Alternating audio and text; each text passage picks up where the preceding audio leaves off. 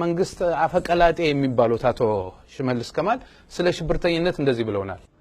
አንድ ሰው የሽብርተኛ ድርጅት አባል መሆኑን እየታወቀ ከዚህ ግለሰብ ጋር ከአንድ ቀን በላይ በተደጋጋሚ አብሮ በአደባባይ የታየ ግንኙነት ፈጥሮ የተገኘ ሻይ ቡና ያለ ወዘተ በሙሉ ለሽብርተኞች ድጋፍ እንደሰጠ ተቆጥሮ ጥብቅ የወንጀል ቅጣት የሚያስከትል ተጠያቂነት እንዳለበት በእነዚህ ሀገር ህግጋት ውስጥ ተበጅቷል። ይሄን ብለዋል። እንግዲህ በሽብርተኝነት ከተጠረጠረ ሰው ጋር ሻይ መጠጣት፣ አብሮ መታየት እነዚህ ሁሉ ከልክለዋል። ይሄን ያደረገ መንግስት ከሚገሉን፣ ከሚያስሩን፣ ከሚያሰቃዩን ሰዎች ጋር የሚያብሩ ሰዎች ሲመጡ እኛስ ለምን ነው ዝም የምንለው? አንደበድብም፣ አንገርፍም፣ አናስረምኛ ፊት እንንሳቸው፣ አናናግራቸው። ሲመጡ ጥለን እንውጣ።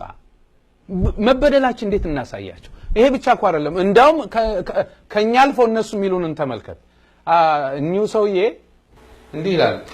ሽብርተኞችን ሽብርተኛ ብሎ መሰየም እዚያ ጋር ብቻ የሚያበቃ ሳይሆን ዋነኛው ውጤቱ ዋነኛው ዓላማው ከነዚህ የሽብር ድርጅቶች ጋራ ለነዚህ የሽብር ድርጅቶች መንቀሳቀሻ የሚሆነውን የሰብአዊና ቁሳዊ ሀብት ከስር ከመሰረቱ መነሻ የሚሆነው ምንጭ ለማድረግ ነው።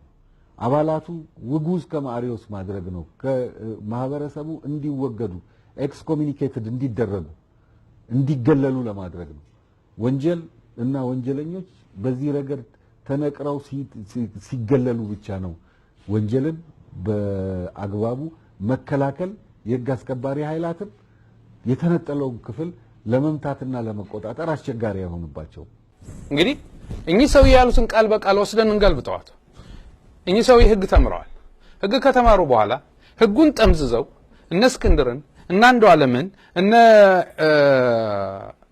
ኤልባናን እነ ሮዮትን አንዳርጋቸውን ጨምሮ ሌሎቹንም ከቤተሰቡ ከልጆቻቸው ነጥለው በየእስር ቤት በጨለማ ቤት እንዲታጎሩ አድርገው የስቃይ አይነት የሚያስከፍሉት እና አቡበክርን በእስልምና ምክንያት የመፍትሄ አፈላላጊ ሆነ የታሰሩትን ኮሚቴዎች በጨለማ ውስጥ እስከ 16 ሰዓት እንዳይተኙ በማድረግ በአንድ እግራቸው እንዲቆሙ እያደረጉ እንዲሰቃዩ ያደረጉት እኚህ ሰውዬና ሌሎቹ ናቸው። ስለዚህ እኚህ ሰውዬ ባወጡት ህግ እኚህ ሰውዬና የዚህ ስርዓት ሰዎች አንድ ቡና ቤት ውስጥ አብረን ቡና ልንጠጣ አንችልም። አንድ አይነት ነገር ልናረግ ሰላምታ ልንለዋወጥ አንችልም። ተፈጥሯዊ መብታችንን መጠቀም